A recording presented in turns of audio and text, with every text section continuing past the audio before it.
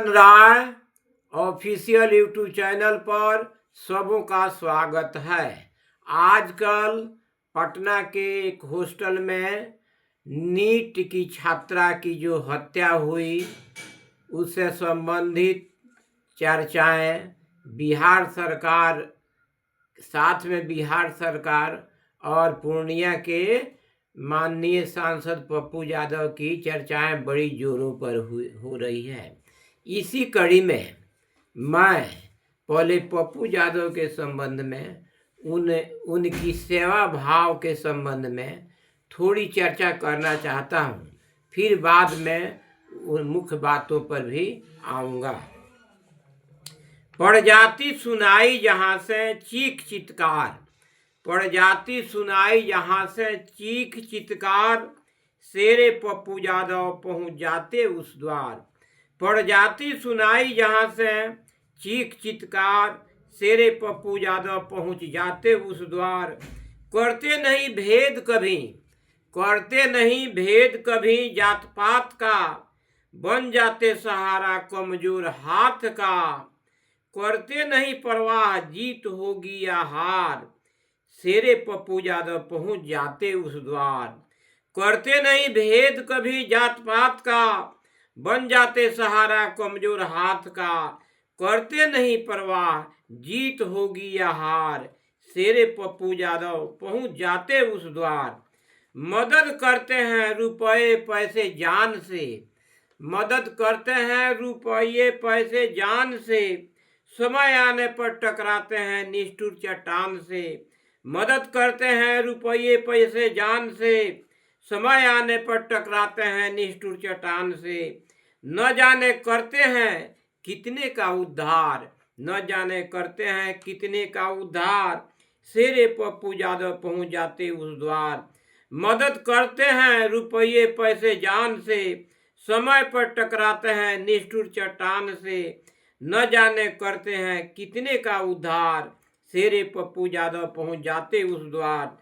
Corona काल में डूबके थे नेता कोने में, कोरोना काल में डूबके थे नेता कोने में, मसीहा रत थे दुखियों के दुख धोने में।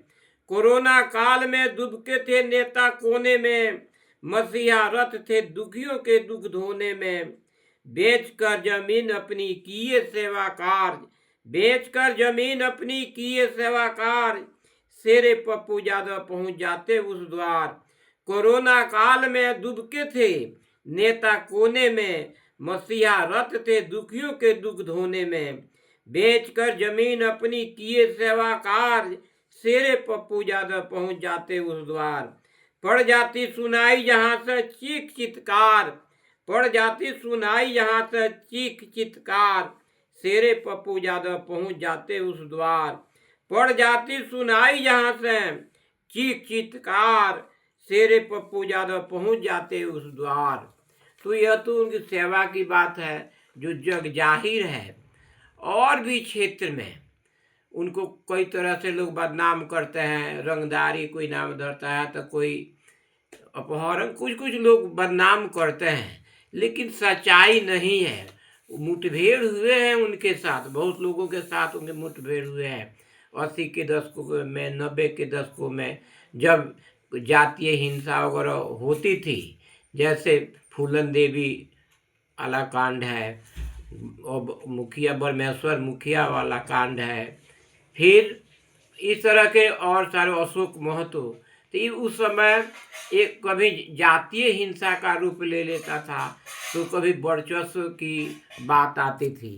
तो वर्चस्व की बात में अपना वर्चस्व कायम करने के लिए, चाहे अपने समाज का वर्चस्व कायम करने के लिए पप्पू यादव भी इस तरह के कार्यक्रमों में, इस तरह के दृश्यों में दिखाई पड़ते थे। तो वहाँ उनको दूसरे वर्ष नहीं लेना चाहिए, जो करते हैं वो गलत करते हैं। आज जो भ्रष्टाचार के खिलाफ पप्पू यादव जितना मुखर है, शायद देश में दूसरा कोई व्यक्ति नहीं है। लोग आज कह रहे हैं कि वह भ्रष्टाचार समाप्त नहीं होगा। मैं कह रहा हूँ, चाहे मेरा चिंतन कहता है, मैं इस पर एक किताब भी लिख रहा हूँ कि भ्रष्टाचार को निश्चित समाप्त होना है और जल्द होगा। उसके लिए जरूरी है कि स्वच्छ छवियों को सत्ता में लाया जाए, और यह संभव है। लोग एकत्रित होंगे और अपने समाज से अच्छे अच्छे लोगों को लाएंगे, चुनाव को सस्ता बनाएंगे, स्वच्छ छवियों को लाएंगे, बहुत सारी इसकी प्रक्रियाएं हैं। तो यह देश हमारा जो है फिर जो है आगे बढ़ सकता है। हमारे अतीत का जो गौरव है उसको हम लौटा सकते हैं। जय हिंद।